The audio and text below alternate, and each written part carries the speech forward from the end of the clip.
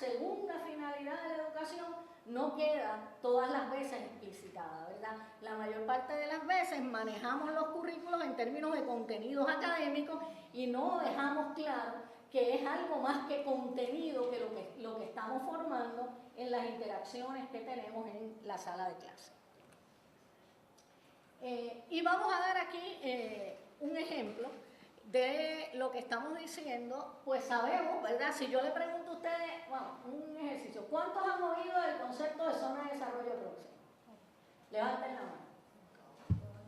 La mayoría de la gente que está en el campo de educación ha escuchado el concepto de zona de desarrollo próximo.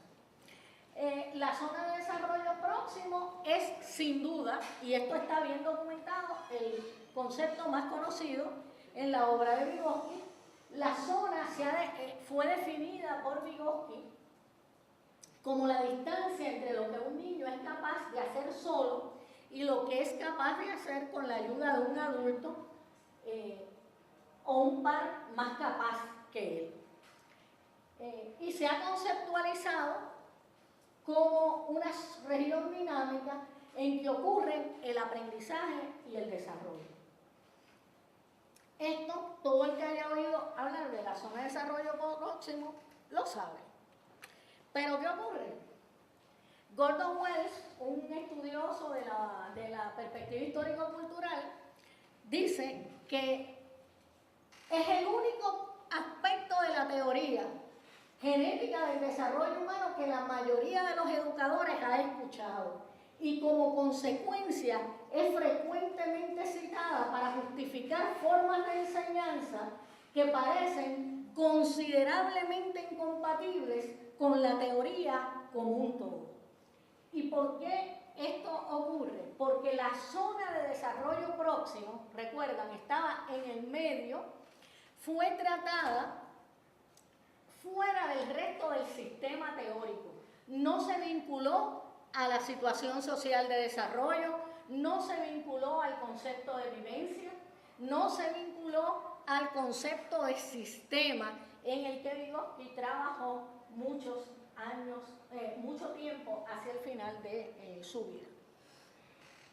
Varios autores han reclamado recientemente que se ha tergiversado y trivializado el concepto de zona al centrarlo en el aprendizaje individual del sujeto y restar importancia a la situación social en que ese sujeto aprende, a su sentido subjetivo y a su dimensión política.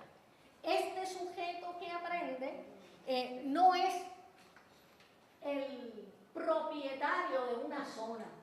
La zona está dada por la interacción de ese sujeto con otros sujetos y dentro de unos sistemas sociales concretos.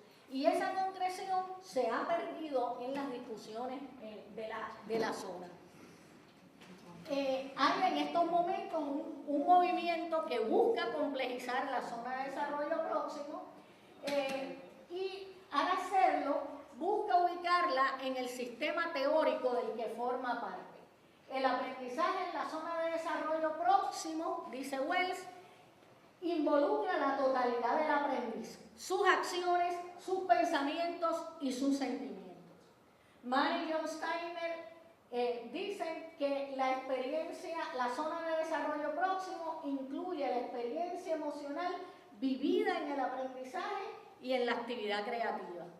Y Del Río y Álvarez dicen que la zona de desarrollo próximo tiene una relación con el lugar central que Vygotsky dio a las emociones en el aprendizaje y en la comprensión. Hay trabajos poco conocidos de Vygotsky donde se tratan estas nociones que entran la zona de desarrollo próximo en un sistema dinámico. Por supuesto, están los trabajos primeros sobre arte. ¿Qué pasó? Fui yo misma. A ver, la tragedia de Hamlet, que él escribe originalmente en el 15 y luego revisa en el 17 y finalmente se publica en el 2007, en su última versión, La psicología del arte. el problema de la edad, la crisis de los 7 años, la teoría de las emociones, que es un estudio que Vygotsky terminó en el 33 y que no fue publicado en vida, tardó muchísimos años en ser publicado, casi 40 años, y es un trabajo donde él critica las teorías de las emociones de la época por entender que tanto James E. Lange y Cannon y Barth lo que estaban era reproduciendo en la ciencia el dualismo cartesiano y que el estudio de las emociones demandaba una perspectiva integradora como la que era posible elaborar desde la filosofía spinociana. El problema del ambiente, un texto corto e interesante, y el último capítulo de pensamiento y lenguaje.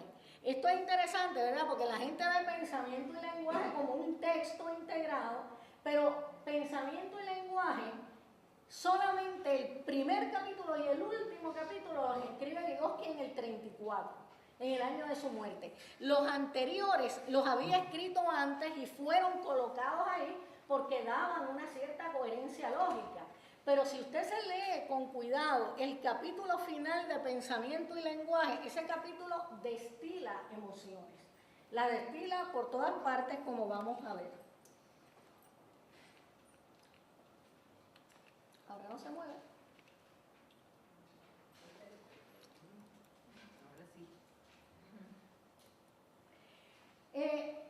Esta es una cita un poco larga de Chaplin, pero sí quiero ir por ella porque nos ayuda a complejizar la zona. Chaplin es un investigador danés que ha trabajado mucho la perspectiva histórico-cultural, siendo bastante crítico de algunos de los conceptos que trabajó Vygotsky. Él dice que las principales características de análisis de la zona de desarrollo próximo no son el andamio entre el sujeto y el que le ayuda, sino que son el niño como totalidad, como un todo integrado, su estructura interna, es decir, sus funciones psicológicas, su subjetividad.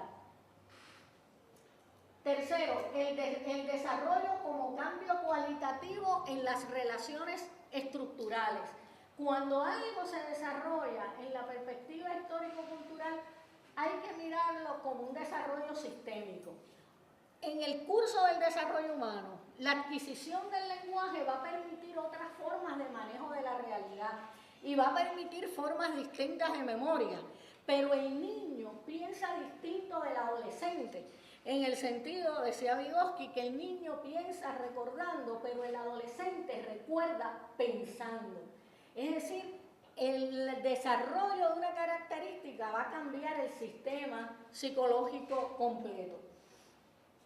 De relaciones estructurales que emergen por las acciones del niño, pero en su particular situación de desarrollo, reflejando que el niño va a percibir principalmente aquello que le interesa más, que le motiva más, cosa que debe importarnos bastante a la gente que estamos en el campo de la educación. Donde cada periodo de edad tiene su actividad orientadora, es decir, en el niño preescolar usualmente es el juego, en el niño ya en la escuela es la actividad académica.